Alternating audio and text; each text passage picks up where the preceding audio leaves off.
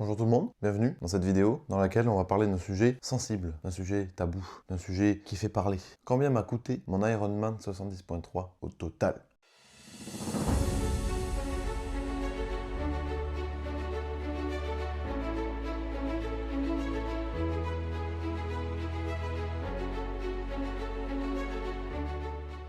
Donc on va parler du prix de tout le matériel, du prix de la nutrition, des frais annexes, soit des abonnements ou des choses comme ça, de tout finalement, tout ce que ça a coûté à partir du moment où je me suis inscrit jusqu'au moment où j'ai fini l'Ironman, combien j'ai dépensé d'argent pour vivre cette aventure. Donc on va le décomposer en 4 grandes parties: natation, vélo, course à pied et ce que j'ai appelé annexe, nutrition, abonnement, accessoires, etc. Donc pour commencer, en natation, on a tous les indispensables que le coach nous fait acheter au départ quand on commence à nager. Donc on va avoir des palmes chez Decathlon. La natation, tout vient de chez Decathlon. Sponsor Decathlon virement. Donc les palmes, les plaquettes, le pool boy, la planche, les lunettes. Alors il faut savoir que les lunettes, j'en ai acheté un nombre de paires incalculable. On doit être à 10, je pense. Entre celles qui se sont rayées au fond du sac, celles qui me vont pas, celles où l'eau rentre, celles où il y a de la buée, celles que j'ai perdues. Tout ça, bref, on est à peu près une dizaine. Ensuite, on a les bonnets. J'en ai acheté 3 en tout. Un premier que j'ai cassé, je l'ai amené jusqu'au bout de sa vie, le pauvre. Entre le chlore et le sel, il n'a pas supporté. Un deuxième que j'ai perdu. Et le troisième qui est rose, qui est toujours celui que j'ai maintenant. Et j'alterne avec les bonnets que j'ai achetés sur le site dont je tairai le nom, que j'ai présenté dans les vidéos. Ensuite, on a le maillot. J'ai fait toute la prépa avec un seul maillot. Donc c'est un maillot cuissard. Et le tuba frontal. Ensuite, en ce qui concerne l'eau libre, on a 2 accessoires principaux. La combinaison en néoprène, acheté une hub sur Private Sport Shop qui était en réduction, et la petite bouée que vous attachez qui est orange fluo. Quand vous nagez, comme ça on vous voit de loin, et en plus on peut mettre des trucs dedans, donc des gourdes, le téléphone, donc ça c'est très pratique. Donc pour la natation on a un total de, j'ai pas calculé donc je vais le mettre là,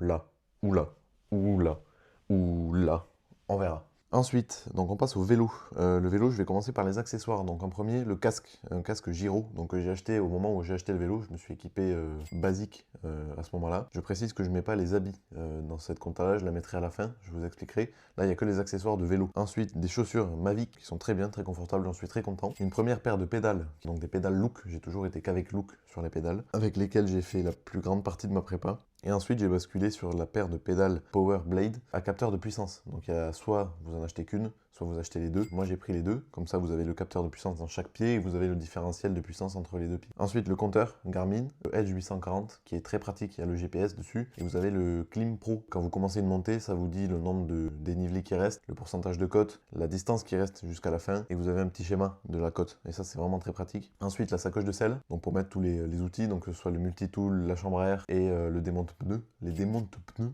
pas facile à dire. Ensuite, il y a un petit compresseur qui est très pratique. Vous le rechargez, vous pouvez charger 4 fois avec. Vous réglez la puissance que vous voulez mettre. Et il est compact, il est comme ça, il rentre dans la poche, c'est très pratique. Et ensuite, donc les pneus. Donc les premiers pneus, je les ai pas payés, ils étaient avec le vélo. Et les seconds, ce sont des pneus de course que j'ai pris en tubeless. Et j'ai changé 2 fois, donc une fois de pneus du coup, au bout de 1000, à peu près 1000 km. Pour finir, le vélo, donc qui est un Orca M30. C'est pas celui-là exactement, parce que le mien est de 2025, ça c'est le modèle 2026. Oui, il y a toujours un an d'écart. Moi, il est tout noir, il n'y a pas de détails dorés, mais c'est le même, sinon c'est la même chose. C'est équipé de Shimano 105, frein à disque hydraulique, voilà, pas plus. C'est tout en carbone, évidemment. J'en suis très content, il a été très efficace pour apprendre à faire du vélo. Comme vous le savez, il y a le prochain qui arrive, incessamment sous peu. Ça, c'est pas c'est pas le même niveau, mais quand même ce vélo pour les débutants plus, entre guillemets. Si vous avez un doute sur le vélo, faites-vous conseiller, c'est toujours mieux, mais ce Orca-là est vraiment très chouette. On passe ensuite à la course à pied. J'ai pas été très gourmand. J'ai acheté 2 paires de chaussures. Donc une première qui sont des Saucony, qui sont celles-là. Ce sont des échelons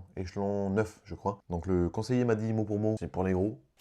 Prenez ça, c'est très bien. Du coup, j'ai pris, j'étais gros, j'ai pas eu une seule douleur, j'ai pas eu un seul problème, pas une ampoule, rien du tout, c'est génial. Et du coup, j'y suis retourné 6 mois plus tard, à peu près, et 800 km plus tard, pour lui dire que j'avais besoin de nouvelles chaussures, qui sont donc mes chaussures actuelles, celles-là, qui sont les Ride 18, avec lesquelles j'ai bientôt fait aussi 600 ou 700 km, je crois. Je vais faire le semi de Toulouse à la fin du mois, et après je les change, parce qu'elles sont vraiment au bout du Rolls. Elles étaient blanches, elles sont devenues grises. La semelle est plus tout à fait la même qu'au départ, hein, voilà. Mais j'en suis quand même très content. Donc Saucony, si vous êtes lourd de base, si vous avez les os lourds, comme on dit, n'hésitez pas, c'est vraiment une super marque. Ensuite, pour la course à pied, j'avais mis dedans donc les lunettes, parce que je les utilise pour la course et pour le vélo, mais ce sont des lunettes Oakley. Ensuite, on a le capteur, la ceinture de capteur de puissance, parce qu'il faut sachez que le capteur de la montre, c'est une catastrophe, c'est pas précis du tout. Donc si vous voulez des données assez précises, n'hésitez pas à acheter soit la ceinture, soit le petit bracelet qui se met sur le bras. C'est quand même vachement important, surtout de travailler avec un coach qui analyse les données, ou même si vous le faites vous-même, c'est un investissement qui en vaut vraiment la peine. Et ensuite, on a la montre, donc, qui est la Fenix 7 Pro Solar. J'en suis très content, je l'ai acheté au bout de 4 mois de prépa. J'avais commencé la prépa avec une Apple Watch SE, ça fait le taf, mais la batterie tient pas quand on fait 2 activités dans la même journée. Ça commençait à devenir compliqué en termes de logistique, il fallait prendre les chargeurs partout, enfin, c'était compliqué. Donc j'ai changé, j'ai pris ça, donc j'en suis très content. La batterie tient entre 15 et 20 jours en fonction de ce qu'on fait avec. Ensuite, on a donc tous les accessoires de vélo, donc la pompe que j'ai acheté parce que j'avais pas de pompe, et le produit magique qui sert à nettoyer les vélos. Donc on fait tout avec, on nettoie, on dégraisse, c'est génial. Il faut savoir que tout le matériel de vélo vient de chez Culture Vélo Blagnac. Étant un client régulier, il y a des prix que j'ai eus sur des produits qui ne sont pas ceux qui sont affichés ici. Je tiens à le préciser. J'ai pris le prix catalogue comme si c'était vous qui l'achetiez. En termes de matériel, on a fait le tour, et si on ajoute les habits à ça, donc que ce soit les cuissards, les hauts de vélo, les ceintures pour mettre le téléphone pour courir, les chaussettes, les manchons, tous les débardeurs et les shorts de running, on est à peu près à 2000 €. Ça paraît beaucoup, mais c'est étalé sur l'année, et il faut savoir qu'un cuissard ça vaut 150 €. Les shorts chez Nike par exemple, ça vaut vite 80 €, donc on monte vite dans le calcul. Ensuite, l'abonnement à la Pistoche. Chez nous, on est à 45 € pour 12 entrées. Cette carte, je l'ai renouvelée à peu près 7 fois pour 80 entrées à la Pistoche, donc ça fait un total de 315 € pour la piscine. Ensuite, la nutrition.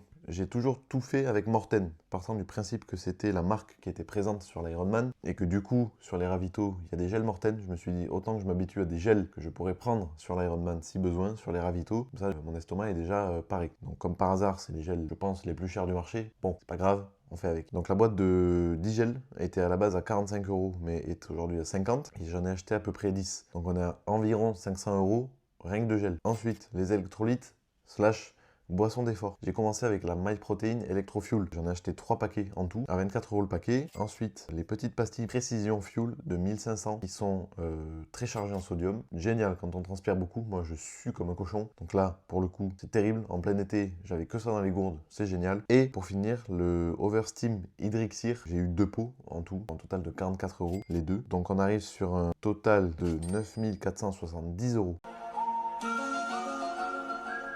En prenant absolument tout en compte, sauf le prix du dossard, du Half Ironman, que j'ai payé à peu près 500 €. Inscription, plus les photos et la gravure de la médaille, on est à peu près à 500 €. Et j'ai pas compté le logement pour l'Ironman, que j'ai payé, je crois, 500 € pour 3 nuits, ou 600 € pour 3 nuits. Donc voilà, on arrive sur un total d'environ 10 000, 10 500 € pour cet Ironman, pour ce triathlon. Je tiens à préciser, premièrement, c'est pas parce que moi j'ai payé ce prix-là que vous serez obligé de payer le même prix pour faire un Half Ironman ou un triathlon. Vous pouvez le faire avec un tarif beaucoup plus abordable, étant donné que de 1, c'est étalé sur l'année, c'est pas sortir ça d'un coup, et de 2, vous pouvez faire avec un budget de, je sais pas, je dis une bêtise peut-être, mais 2500 €, je pense que vous avez largement assez pour faire un triathlon, surtout si vous prenez un vélo d'occasion. Il faut qu'il soit en bon état évidemment, il y a plein de facteurs qui rentrent en compte qui font que ce sera peut-être beaucoup moins cher pour vous. Ceci étant dit, mon Ironman m'a coûté 10 500 €, mais j'en ai récolté les fruits et j'en suis fort agréablement reconnaissant, on peut dire ça comme ça. J'ai fait une vidéo assez concise, assez précise, exprès. Il n'y a pas beaucoup d'humour, il n'y a pas beaucoup de blagues dans cette vidéo, mais parce que bon, on peut pas toujours être très drôle finalement. J'espère avoir répondu à ma mission qui était d'éclairer un petit peu sur le prix que ça peut goûter de faire un Ironman. Moi, je vais te laisser là, sur ces belles paroles, encore une fois. Et puis, je vais te souhaiter une belle journée, une belle nuit, une belle année.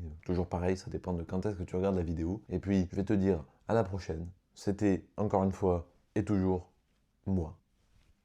C'est ciao.